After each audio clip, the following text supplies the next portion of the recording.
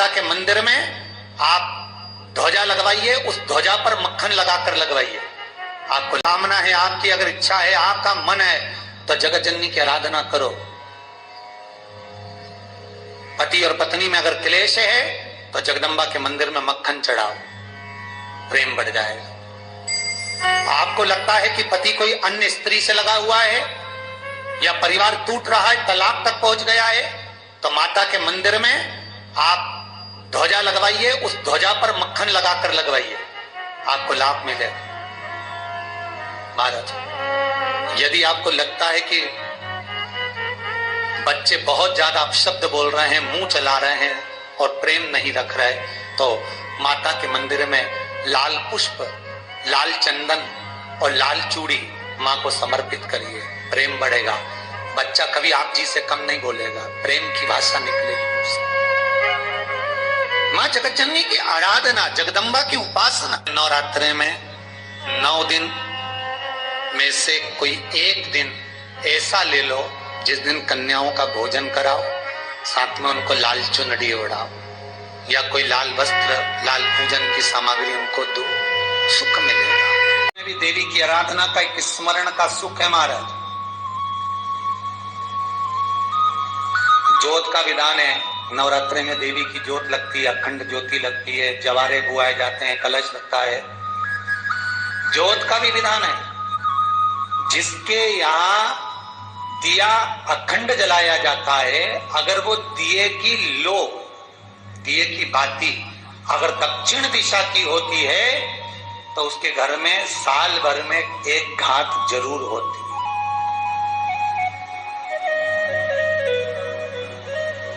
जो दिया अखंड जलता है उसकी बाती का मुख दक्षिण का नहीं होना चाहिए। अगर आपने देवी भागवत का स्मरण करा हो, देवी भागवत को अगर सुना हो, तो देवी भागवत में स्पष्ट किया गया कि पूर्व की ओर मुख करा हुआ दिया, अर्थात पूर्व की ओर ज्योत जो जलाई जाती है वो संपदा की वृद्धि करती है। पश्चिम की ओर मुख कर कर जो ज्योत लगाई जाती है महाराज, वो वैभव को देती है। और उत्तर की ओर जो मुख कर कर ज्योत जलाई जाती है, उत्तर की ओर जो ज्योत का मुख रहता है वो आयु की वृद्धि करती है, घर में अकाल मौत को रोकती है।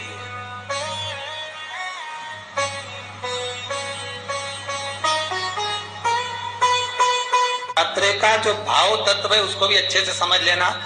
दक्षिण की ओर ज्योत ना लगाएं, अगर आपको लगाना है पूरब की लगाएं, पश्चिम की लगाएं या उत्तर की लगाएं। और जितने दिन महारानी जगदम्बा जगतधात्री दुर्गा भवानी, अब की बार माता जी घोड़े पर आई है, हर बार देवी बदल बदल के आती है, इस बार जो नवरात्रे आए वो घोड़े के आए। तो घोड़े पर जो देवी जी आती है वो समृद्धि को देने वाली आती है, लक्ष्मी की वृद्धि करने वाली आती है। जैसी घोड़े की रफ्तार होती है उस रफ्तार से लक्ष्मी घर में आती है। तो ये मत सोचना कि कोरोना महामारी ने हमको नीचे गिरा दिया या कोरोना महामारी ने रोक दिया, कमाई के स्रोत रोक दिए, धन रोक दिया, चिंता मत करना।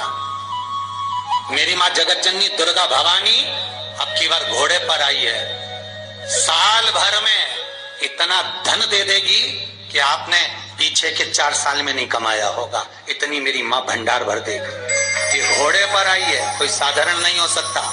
देवी भागवत में स्पष्ट किया गया, जब जगदम्बा मगर पर आती है उसका भाव अलग है, और जगदम्बा जब हाथी पर आती है उसका भाव अलग है, और जगदम्बा जब घोड़े पर आती है तो जगत को समृद्धिवान बना देती है, वैभव में कमी नहीं आती। अभी भले दुनिया के लोग अभी रोते हैं कि पैसा नहीं आ रहा, कोरोना महामारी ने सब तोड़ दिया, रोक दिया, पर चिंता ना करना, मेरी माँ अगर घोड़े पर आई है तो उसका सुख आपको जरूर मिलेगा। एक जरा सी मिट्टी की दुकान भी अगर आप खोल कर बैठेंगे तो चांदी और सोना के बराबर कमाएंगे, इतना धन देगी वो माँ। साधारण नहीं है मेरी माता। तात्विक सुख का आनंद देने वाली, लाभ तत्व प्रदान करने। और नवरात्रि में भी अगर आपकी कोई कामना है, आपकी अगर इच्छा है, आपका मन है, तो जगत जननी की आराधना करो।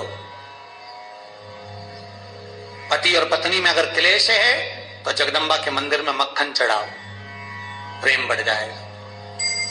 आपको लगता है कि पति कोई अन्य स्त्री से लगा हुआ है या परिवार टूट रहा है, तलाक तक पहुंच गया है, तो माता के मंदिर में आप ध्वजा लगवाइए, उस ध्वजा पर मक्खन लगाकर लगवाइए, आपको लाभ मिलेगा। महाराज, यदि आपको लगता है कि बच्चे बहुत ज्यादा अपशब्द बोल रहे हैं, मुंह चला रहे हैं और प्रेम नहीं रख रहे, तो माता के मंदिर में लाल पुष्प, लाल चंदन और लाल चूड़ी मां को समर्पित करिए, प्रेम बढ़ेगा। बच्चा कभी आप जी से कम नहीं बोलेगा, प्रेम की भाषा निकलेगी। मां जगतजननी की आराधना, जगदम्बा की उपासना। नवरात्रे में 9 दिन में से कोई एक दिन ऐसा ले लो जिस दिन कन्याओं का भोजन कराओ, साथ में उनको लाल चुनरी ओढ़ाओ या कोई लाल वस्त्र, लाल पूजन की सामग्री उनको दो, सुख मिलेगा, आनंद आएगा।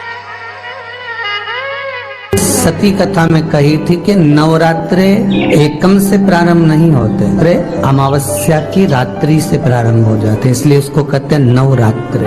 क्योंकि नवमी के दिन माता जी का विसर्जन हो जाता है, जवारों का विसर्जन हो जाता है, व्रत करने वाले कन्या पूजन, भोजन, भंडारा कराकर विराम दे देते। तो नवमी की रात्रि उसमें नहीं जुड़ा पाती, उसमें रात्रि अगर जुड़ती है तो ये अमावस्या की रात्रि से जुड़ना प्रारंभ होता है, तब जाकर वो नवरात्रि पूर्ण हो पाती। पितृलोक में पितृ जैसे निवास होकर भी इंतजार करते हैं। 4 नवरात्रे हैं तो 4 ही श्राद्ध हैं। आज मौनी अमावस्या है, श्राद्ध का विराम हो जाता है और कथा अर्थात नवरात्रे प्रारंभ हो जाते हैं दूसरे दिन। तो यहाँ शास्त्र कह रहा है जैसे हमें प्रतीक्षा रहती है कोई अच्छे कार्य की, कि घर में कोई शुभ कार्य हो, घर में कोई अच्छा आयोजन हो तो अपने को आनंद होगा, प्रसन्नता होगी।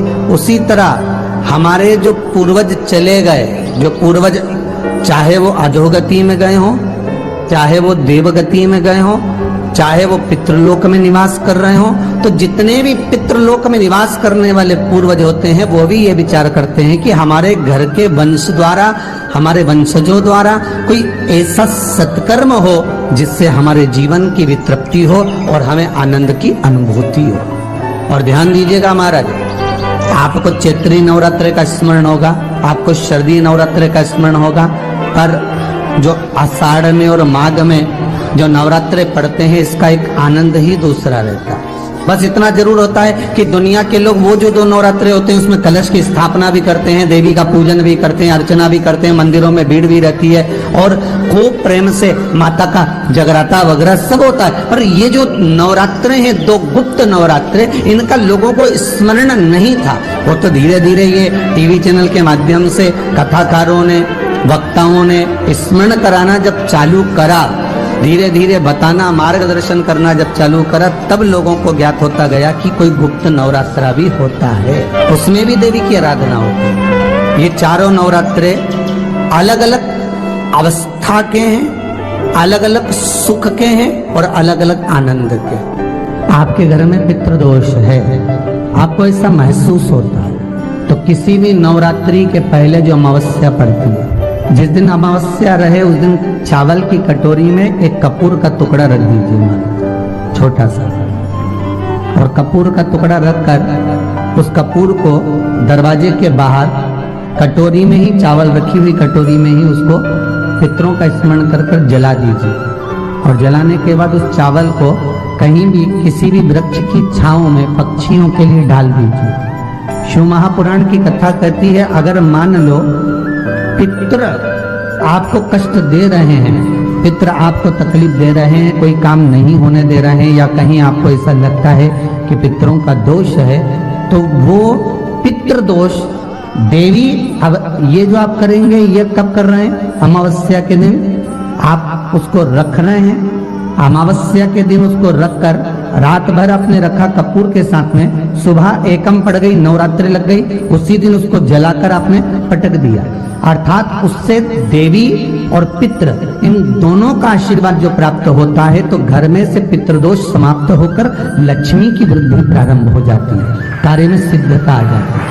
और नवरात्रे में भी देवी की आराधना का एक स्मरण का सुख है महाराज। ज्योत का विधान है, नवरात्रे में देवी की ज्योत लगती है, अखंड ज्योति लगती है, जवारे बुआए जाते हैं, कलश लगता है, ज्योत का भी विधान है। जिसके यहाँ दिया अखंड जलाया जाता है, अगर वो दिए की लो, दिए की बाती अगर दक्षिण दिशा की होती है तो उसके घर में साल भर में एक घात जरूर होती है। जो दिया अखंड जलता है उसकी बाती का मुख दक्षिण का नहीं होना चाहिए।